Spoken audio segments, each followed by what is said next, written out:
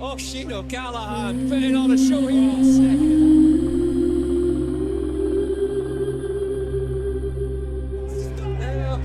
Oisín O'Callaghan.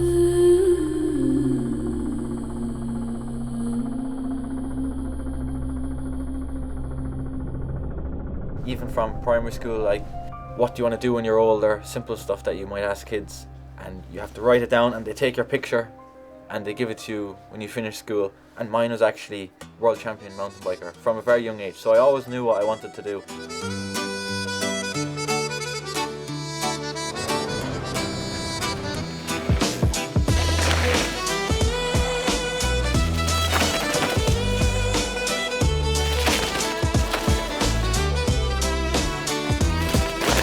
We're in Ballyhara Mountain Bikes Trail Centre. This is where I would have grown up. This is where all the early memories of riding bikes would have started. First day on clips, lost my balance right here and straight in on my side.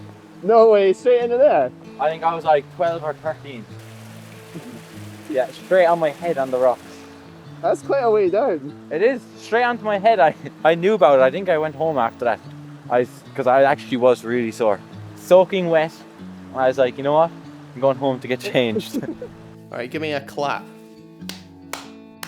Perfect. So, who are you? My dad. He's definitely a man with a lot of knowledge. Well, my day job is a physical therapist and a medical acupuncturist. Medical acupuncture is based on Chinese medicine that looks at the overall holistic and the homeostatic state of one's health. That combined with physical therapy is probably the bit that I'm really intrigued with. I'm fascinated with the optimization of the human body. Then the other side of it, I switch my hands then to the bike trail centre side of it, the mechanics. My dad owns a bike shop. At the time was selling Treks, and he still sells Treks now. This is where it all started for me to get on a Trek initially, and I suppose it's been a big help. Obviously it's not a cheap sport. So when they built the trail centre here, as you've seen today, it's only about a half a kilometre from the house. So we opened up the bike shop, but we did it just because it was an opportunity, trying to create a pleasant environment for when people go biking, that they're inclined to maybe continue the sport or continue the outdoors. So I have a few hats. He let me do my thing, and at the same time guided me down the right path to make sure I was doing the correct things, not getting into trouble. Made sure that if I did get into any sort of trouble slightly, that I knew that I was in the wrong. All the superstars are generally just normal folk. So normal folk can do extraordinary things, as the old cliche goes. So I always said, yeah, for sure, he's as much of a chance as anyone. If you nurture the individual properly, anyone can achieve anything. And that's the message we need to get out to kids. Whether you want to be a teacher or a pilot or a mountain bike racer, you can, with a bit of support, you can achieve anything. There's not many young riders that have a dad that is a sports physio, an acupuncturist, and owns a bike shop. Like, they're the best things you could ask for, as well as having the life experience of doing adventure sports all his life, so climbing up like frozen waterfalls and all sorts of stuff. Yeah, what drew you to adventure sports? The risk, but not so much that you were looking to get injured. There was nobody volunteering to get injured, but there was obviously a thrill factor or a happy factor that used to come about from taking risks, as well as maybe pushing, trying to find your limits. I've had a couple of big scares. I'd feel humble in the grand scheme of it, that, you know, you can think you're the big boy or whatever, 25, 26 out in the big hills. You're brought back down to ground zero pretty fast. So I suppose developing your personality. I kind of got into biking as a result of other outdoor sports, and then it led to the knock-on effect then of Oisín biking with all these buddies. Oisín living so close to the trail centre. Obviously then, with my interests with the outdoors, and then with his buddies and the sport being new and everyone looking to try and get into it, that all the ducks sort of lined up for him. And it's like as if it was almost meant to be, really. There's a lot of things that he's taught me growing up. Resilience, maybe, because he's a stubborn man. And I think that has maybe followed down to me just being a kid and wanting to be the best person I possibly can. We're in the depths of it. Can you see the snow? Lovely Irish day. Cold fingers, cold feet, little bit damp. Love it. Way better than California.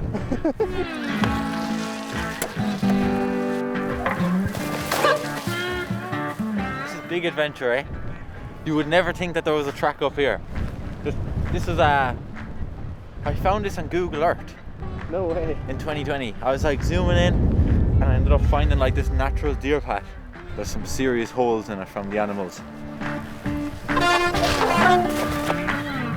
Hey, no wonder you were ready for Leo Gang in 2020. Leo Gang was a walk in the park compared to that. This mud is like slime.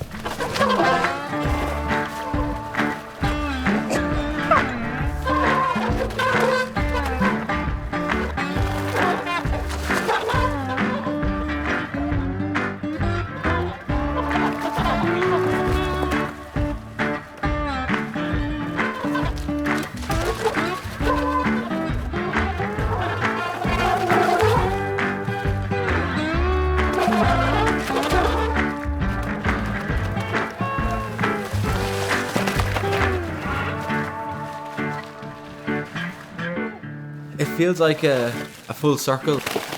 It's a nice feeling that the amount of people have said, oh, great to see you back on Trek, because everyone remembers me as a kid being on Trek. Everyone, I would say, in the Irish community would know me for that I rode a red Trek session.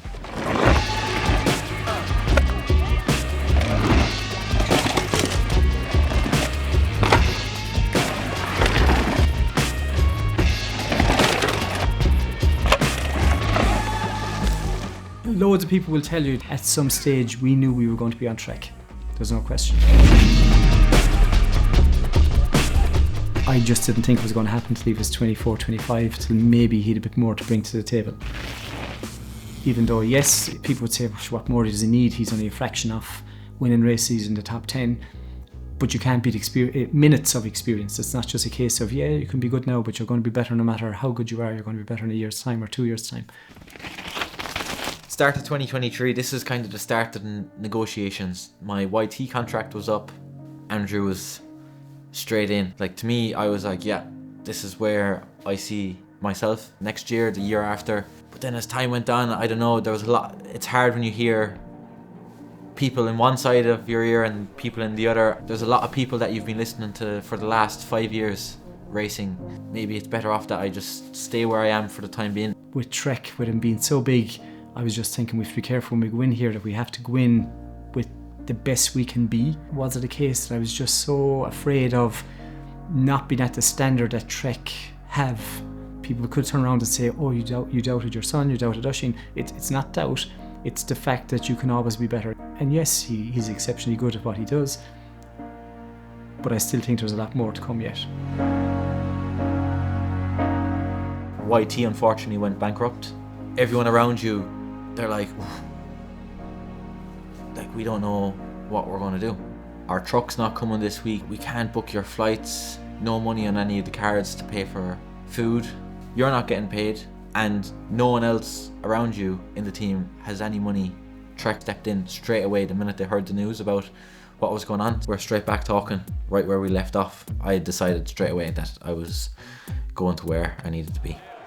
As soon as the race was finished last year, I was so eager. It was literally like a kid at Christmas. Trek Max. I reckon I'm coming to Ireland, that's what I reckon. I reckon. So the next morning after the race day, and we were straight into it, straight into testing the day after. This is the earliest I've been up all week because I've been excited. I'm trying to hold in my excitement. Try not to get too excited. You almost ready, Al? You go if you want. I'm just pumped. If you're nearly ready, I'll just wait. You go. He's tweaking. Oh yeah. That's sick. I would say that's an improvement already.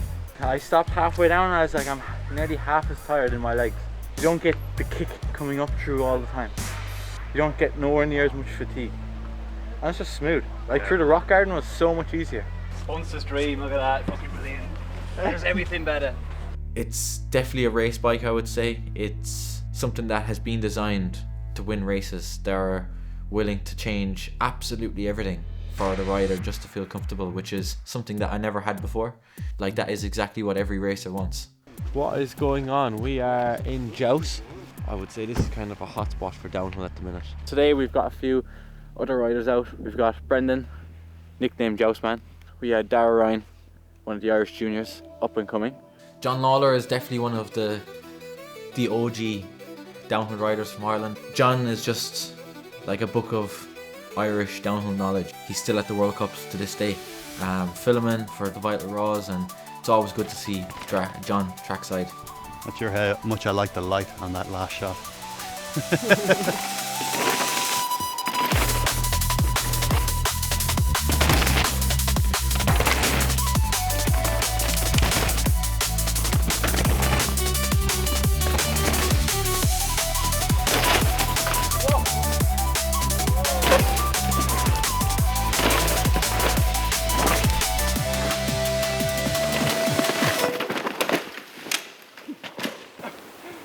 Front got away.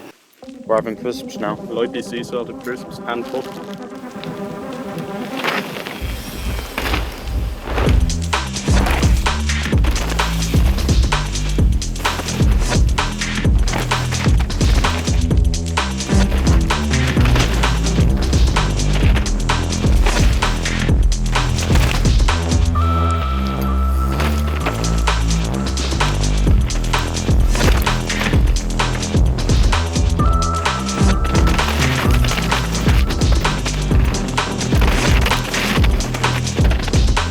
Success this year, obviously it's been a while since I won my last race. The main goal this year would be to win another World Cup.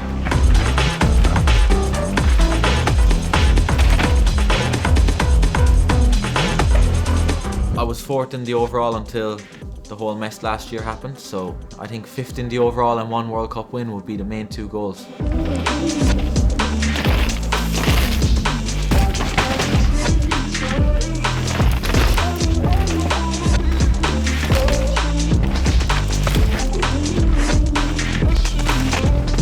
Yeah, I've said to Oisín, I want Oisín to be the most successful downhill racer Trek have had. The Cristiano Ronaldo approach. Whether we achieve it or not, it's irrelevant, but that should be the goal. I don't see why any reason that Oisín can't stay with Trek for the rest of his life.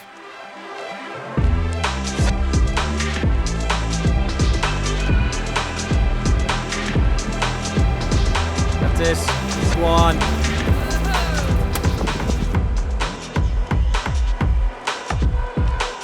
Look at that, John. What's not to love about the Irish countryside?